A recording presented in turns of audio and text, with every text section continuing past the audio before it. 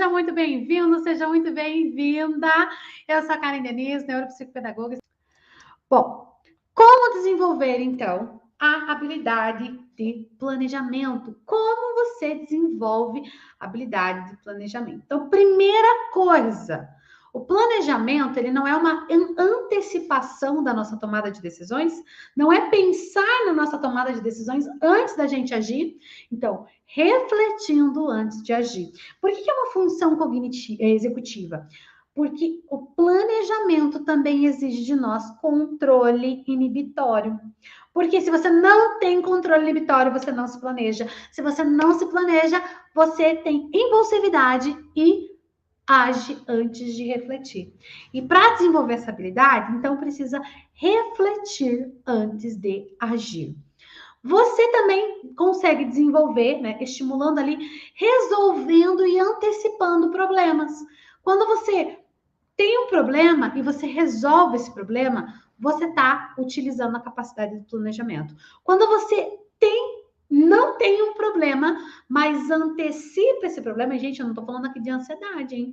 Eu estou falando de antecipar um problema. Por exemplo, eu vou fazer um bolo, já vou pensar se eu tenho fermento antes de eu começar a bater a massa, antes de eu bater a clara em neve, né? Eu vou ver se eu tenho a farinha. Então, isso é antecipar os problemas, não é ficar antecipando o futuro, não é nada disso, tá, gente? Mas essa capacidade da gente antecipar os problemas, de refletir antes de agir, vai desenvolvendo a nossa habilidade de planejamento, tá bom?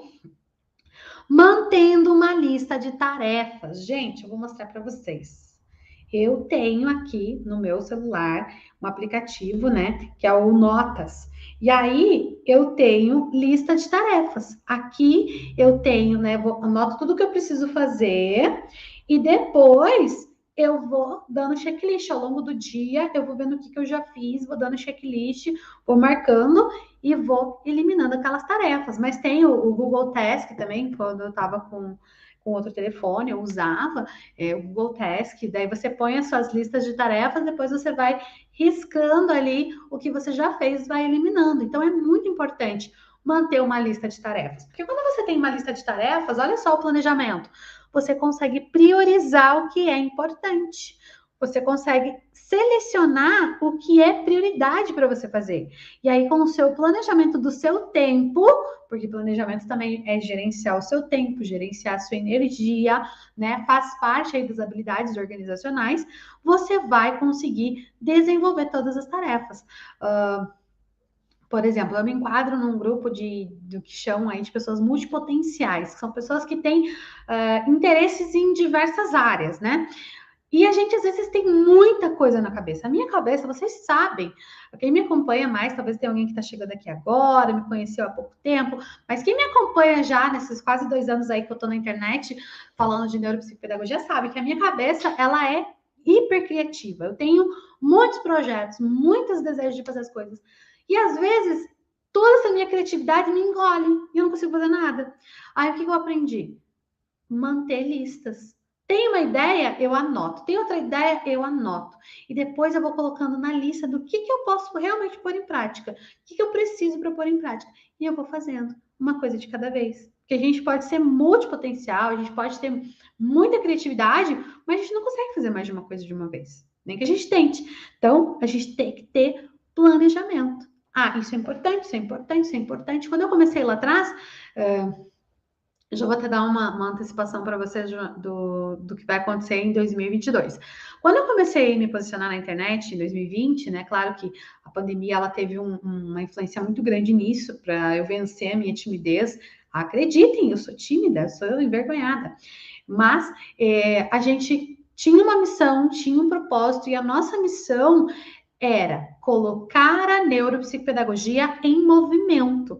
Era conectar profissionais, né, que estivessem aí nas redes sociais do outro lado, né, do seu aplicativo, do YouTube, do Instagram, do Facebook, conectar esses profissionais para movimentar a neuropsicopedagogia. Essa era a minha missão lá em 2020, essa era a minha meta, esse era o meu objetivo. Então, todas as ações que eu tomava frente, né, às redes sociais, era para colocar a neuropsicopedagogia em movimento, né, o movimento NeuroPP. Quem aí ouviu esse movimento NeuroPP foi a gente que criou, fui eu com a Jenny, né, que criamos, e a gente conseguiu chegar na nossa meta.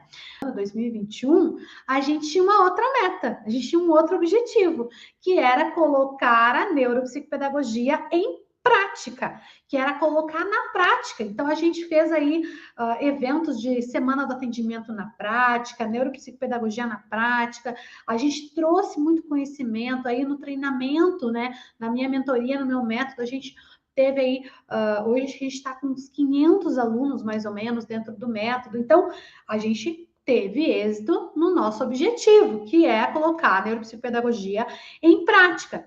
Mas eu deixei de pôr ela em movimento? Não, mas o meu objetivo principal é pôr em prática, mas pondo em prática, eu continuo colocando ela em movimento.